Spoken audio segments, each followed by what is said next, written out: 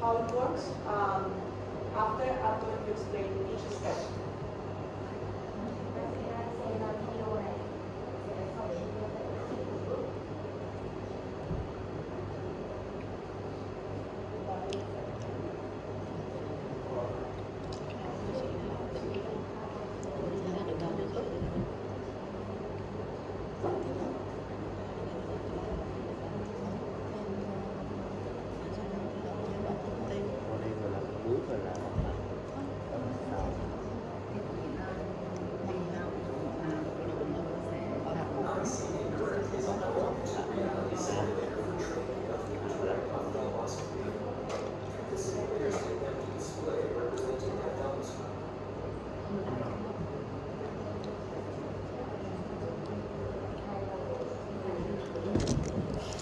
Khổ quá, đi ngồi đây rồi bị hạnh phúc vậy. Xích sang đi.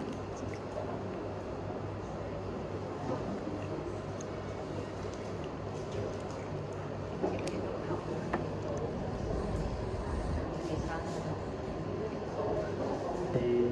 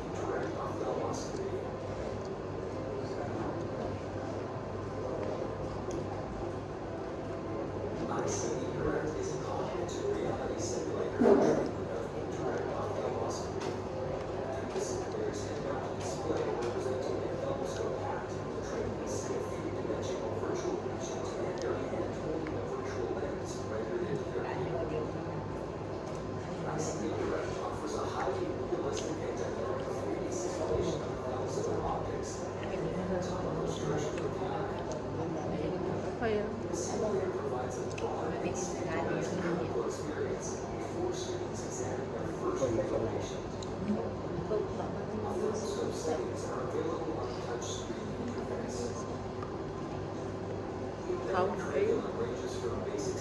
ý chị là nói bạn nữ á, lùi ra sẵn.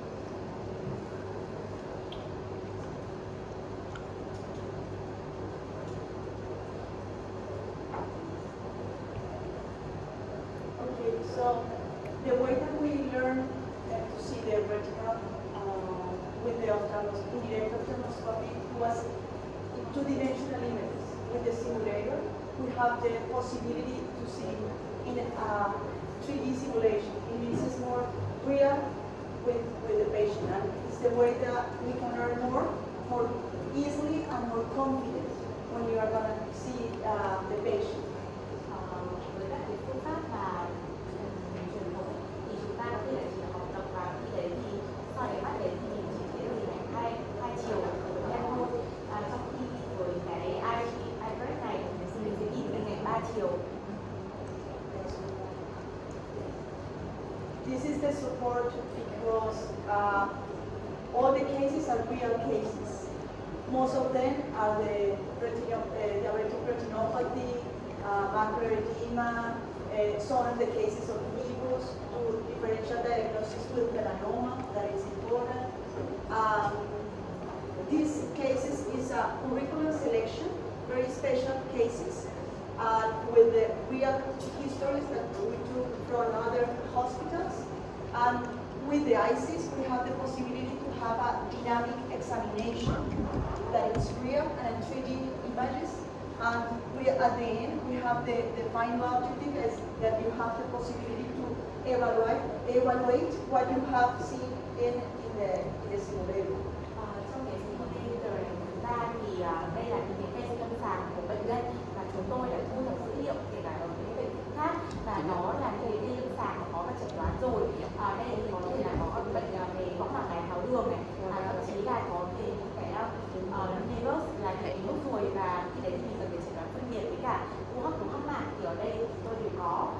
Ngoài ra thì đây là cái khám nghiệm tế thì nó hình ảnh 3 chiều và nó sẽ liên quan đến cả cái kính mà mình dùng cách để mình soi và soi được cả 4 góc phần tư hoặc là nói chung là sẽ phải có cả chẩn đoán nữa nên là mình sẽ dễ theo dõi. So this is a simple table just to show how was the traditional training when you have a patient, and this is the Eyesi simulation. It's just a dynamic 3D structures, realistic of terms, because you're gonna see like you see the patients, and it's ready to go to comprehensive case. And the final objective is we have a lot of cases, and you have the possibility to evaluate what you see in the simulator. Đây là so sánh giữa phương pháp truyền thống của mình với trị bệnh nhân và cái IQ này thì thường mình nhìn thấy bệnh nhân nói là hình ảnh 3 chiều, trong khi với cái simulation này của mình thì đây là hình ảnh 3 chiều. Ngoài ra cái kia thì chỉ có thể là về mặt lý thuyết thôi, còn cái này là mình được soi bằng cái kính gián tiếp và ở cái kia thì là đôi khi là cái bệnh nhân mà mình đến thì mình chưa chắc được là về chẩn đoán lâm sàng và cũng phụ thuộc vào cái người hướng dẫn của mình nữa. Trong khi với cái IQ này thì đây là những cái case lâm sàng mà mình có thể biết chẩn đoán trước rồi và rất là đa dạng về rất là nhiều bệnh chứ không phải là phụ thuộc vào việc lâm sàng mà mình gặp bệnh nhân về bệnh này bệnh khác và ở đây là có rất là nhiều bệnh. The way how we learn was a very subjective mental observation because they said here there is an aneurysm, for example, there is a hemorrhage, and it was not possible to confirm and to feel comfortable and confident. What we see, the difference between simulation that is very good for us is we have an objective evaluation to see what we are talking about the disease, for example. Tôi nói về việc đấy chính là cái việc đánh giá cũng như là kết quả trên lâm sàng cũng như là khi mà mình khám mà thầy mình nói đây là xuất huyết thì mình sẽ biết đấy là xuất huyết nhưng đấy là chưa chắc chắn, trong khi đây là bắt từ dữ liệu và mình lại có kết quả để là sẵn rồi thì mình rất là dễ để biết được là mình đúng hay là mình sai, nó phải là khách quan hơn. So they use the real physics for ophthalmoscopy, for indirect ophthalmoscopy. It's more quickly than when I was in my resident, maybe in the first year or in the first month. It was so difficult to learn to do the indirect ophthalmoscopy. Here is very real, and the most important thing I think is you get the confidence. When you are going to have the contact with the patients, you are confident.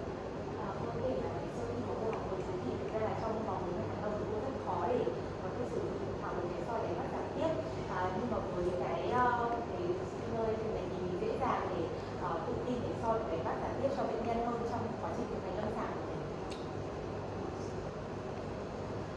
So the step is a dynamic anatomy, real patient history because it's from hospitals, and the final is very quickly clinical way to get the information and to get the signs for the lesions, for example. Với các bước thực hiện là mình sẽ có cái soi để mắt 3D hình ảnh 3 chiều của giải phẫu, sau đấy thì mình có cả cái bệnh sử và của bệnh nhân, sau đấy thì là mình sẽ có cái cách đánh giá một cách chủ quan khách quan hơn, thì đấy thì mình sẽ dễ dàng để tiếp cận được ở trên lâm sàng. This is, in general, they have the most frequently cases that we see in comprehensive ophthalmology. So we want to detect macular problems, we want to detect diabetic retinopathy signs, toxoplasmosis, retina detachment, or tears retina. So there is something that we always, when we are going inside the retina, we have to make a difference. The first is posterior pole. You want to describe very good the macula, it has edema, it has hemorrhage or exudate. Này thì sẽ liên quan đến việc là soi đáy mắt thì có sẽ rất là nhiều tổn thương chúng ta nhìn thấy thì là có tổn thương ở vùng hoàng điệp hay là võng mạc đáy tháo đường hoặc là tóc sâu hoặc là các cái vết rách của võng mạc. Khi mà cô bảo mình cái này là ví dụ vùng hậu cực thì mình sẽ phải mô tả kỹ ở cái vùng hoàng điệp xem là có bất thường gì hay không trên hoàng điệp. After you put your indirect ophthalmoscopy, you go posterior pole. After, you have to go to describe the optic nerve. Đầu tiên khi mà mình soi đáy mắt giả tiếp thì mình sẽ là nhìn vào vùng hoàng điệp, sau đấy thì sẽ đến vùng mà cái phần tư mà có gai nhĩ. After, you describe the vessels. Sau đấy thì là mình sẽ mô tả về mạch máu. Temporal vessels and nasal vessels. Tiếp theo thì mình sẽ mô tả vị trí ở vùng thái dương và ở phía mũi. And after, you start to move for the quadrants of the retina. Sau đấy thì là mình sẽ đi đến các cái phần tư ở ngoại vi ở xung quanh võng mạc. There is something that I have to say that, for example, for me that I'm doing ocular oncology, it's very important to see the peripheral of the retina because most of the cases of choroidal nevus and choroidal melanoma are in the peripheral. So it's very important to see that. And we have a very good training in cataract, as we see in the program. But as you see in my cases, all of the cases has cataract surgery and after they solve the lesions. And one of the things that we have to think is you have to do a very good evaluation before you do the cataract surgery. And you have to make a good dilatation of the pupil just to get the images. And not only posterior pole, not only the optic nerve, you have to see the peripheral retina. It's very important. Cô nhấn mạnh là cô đang làm chuyên khoa về ung thư nên là việc mà soi võng mạc ở ngoại vi là rất quan trọng, đặc biệt là các cái tổn thương về sắc tố cũng như là nốt ruồi hay là u hắc tố hắc mạc thì sẽ thấy nhiều ở vùng ngoại vi. Và cô nói là trong cái chương trình của chúng ta thì nhấn mạnh rất là nhiều về cataract, nhưng mà hôm qua thì chúng ta đã thấy rằng là những cái ca lâm sàng của cô đến thì đều đã là phẫu thuật thể thủy tinh rồi và mới phát hiện ra là các cái khối u, nên là cô sẽ nhấn mạnh tầm quan trọng là chúng ta nên nhỏ giãn ở vùng đáy mắt và khám thật là kỹ, thậm chí là trước khi mà chúng ta mổ thể thủy tinh thì có kết quả tốt cho bệnh nhân. As I told you yesterday about the main thing lesson when you are in ocular oncology is that you have to be very rich to describe everything. It's exactly the same when you are going to the inside the eye, inside the retina. You have to be very rich to describe the vessels. If you see exudates, small exudates, or if you see something different, you have to be very rich. This is a very good resource to have many suspicious lesions that you never see if you don't think about. Cô nhấn mạnh cái việc là chúng ta cần phải mô tả kỹ các cái tổn thương, ví dụ chẳng hạn như kể cả việc bệnh nhân có xuất tiết ở võng mạc hoặc là những cái thay đổi trên võng mạc, nên là cái chương trình cái simulation này nó sẽ rất là tốt bởi vì nó cung cấp rất là nhiều các hình ảnh để cho chúng ta, bởi vì tổn thương không phải là chỉ mỗi hoàng điểm hay là ở gai thị hay là mạch máu mà có thể là ở cả xung quanh của võng mạc, nên là các cái tổn thương của chúng ta không thấy bao giờ. So I have this case in here, and I want who wants to describe what you saw this you see here in this photograph. Who wants to describe? Có bạn nào muốn mô tả hình ảnh đáy mắt này không ạ?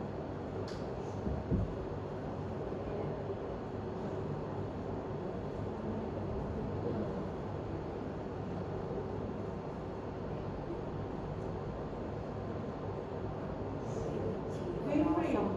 Don't worry. Anything you want to say. Đấy, các bạn có thể mô tả hình ảnh đáy mắt. I think it's the tumor in the articular neck.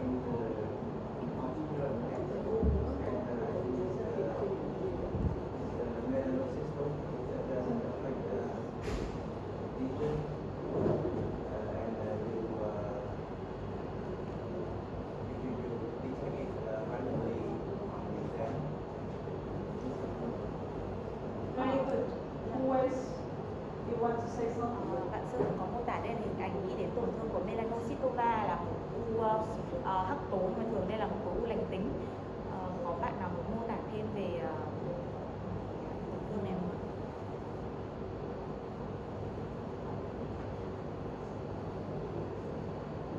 When you see a elevated lesion, it's better to say elevated lesion, pigmented elevated lesion than tumor. It's better, but it's okay. But it's very good the way that you explain the lesion. But it's better to say that, and because maybe this if you say tumor when you describe, the people can say I'm going to die. So it's better you have a pigmented elevated lesion. And the other thing is this is a melanocytoma, is correct. This is the benign version of melanoma. And it's the characteristic is always located at the optic nerve.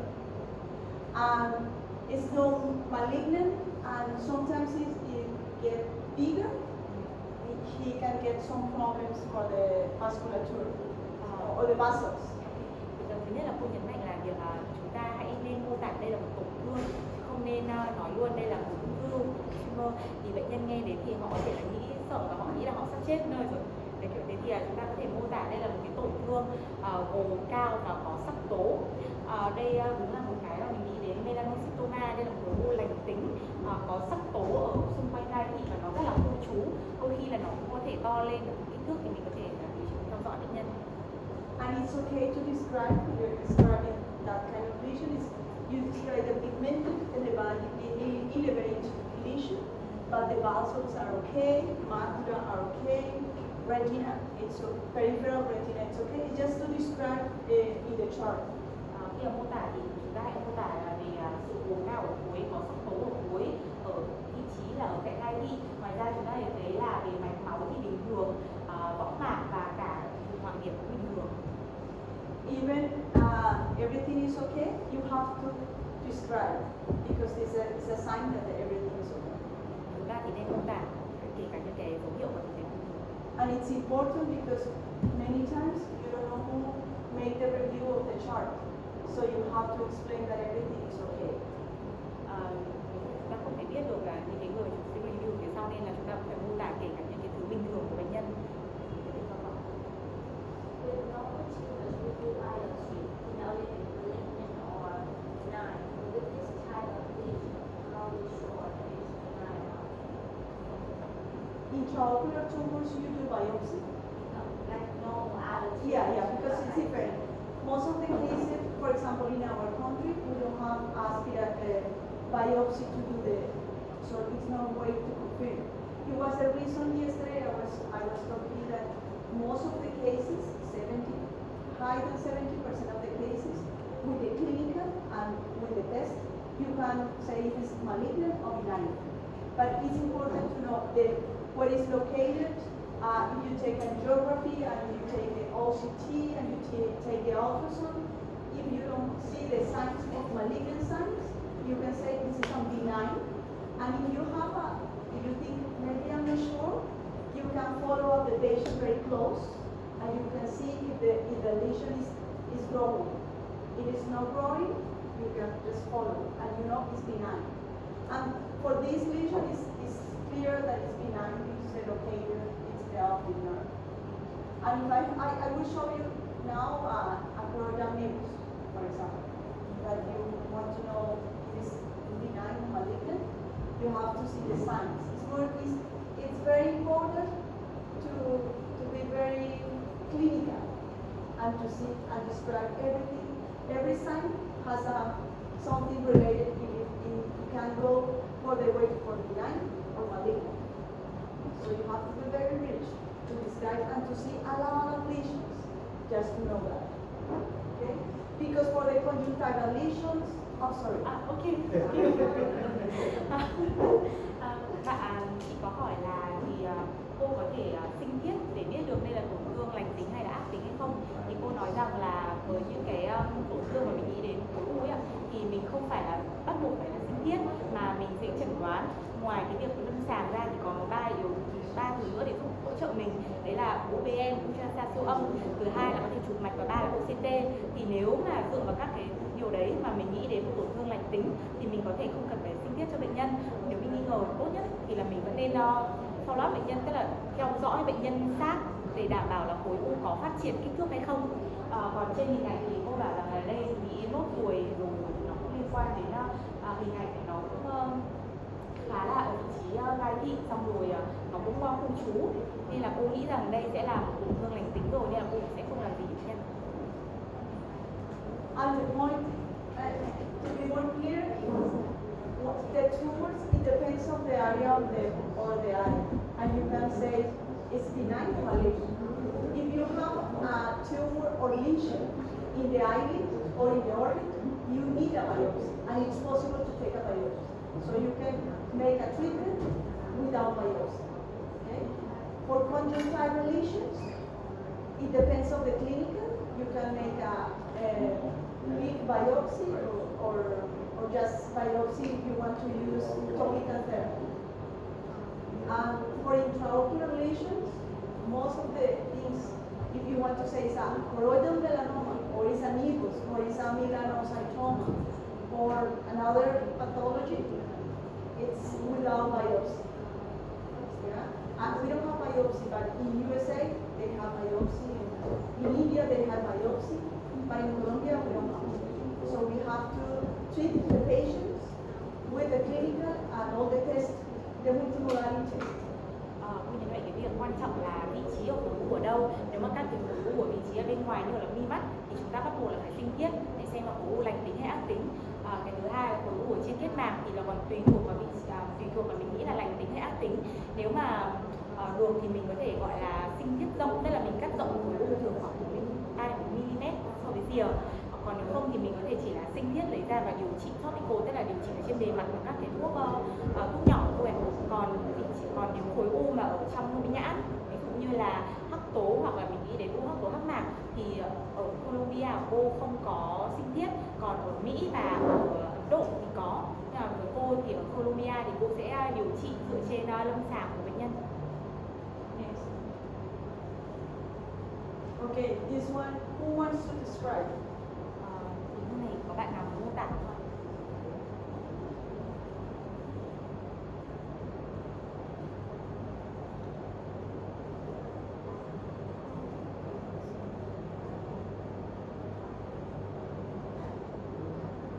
No one.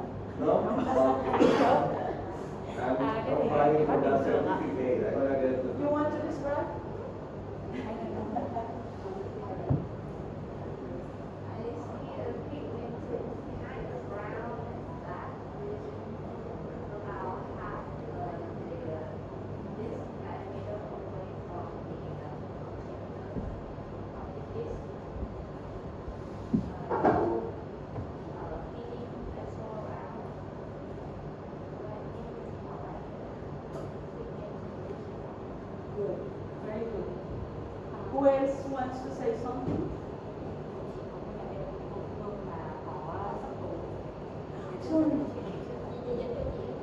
Chị có mô tả đây là một tổn thương mà có sắc tố, chỉ phải là ở trên gai, ở gần gai thị hay là chỗ kia? Dạ là có một tổn thương sắc tố khá là tròn và phẳng cách gai thị khoảng từ gai xung quanh thì không có mạch nuôi nhiều để nó chỉ là một cái xương sắc tố.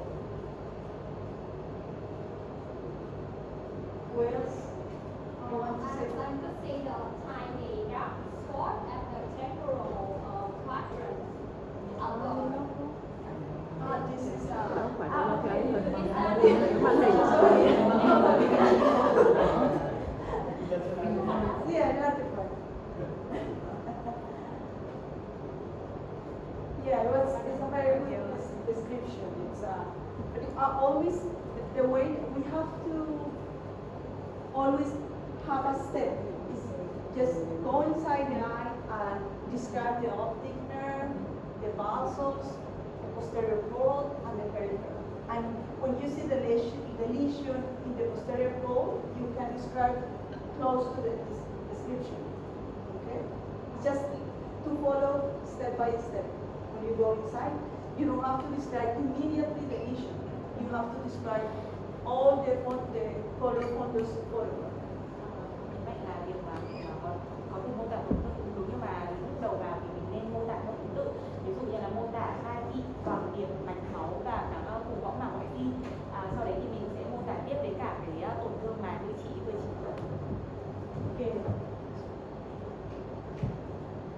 So at the end, our main objective is you can feel very confident, and when you are going to with your patient, it's not a try and error. It's just when you make the simulation, you can feel more confident and more confident to see the lesions and maybe get the options for treatment.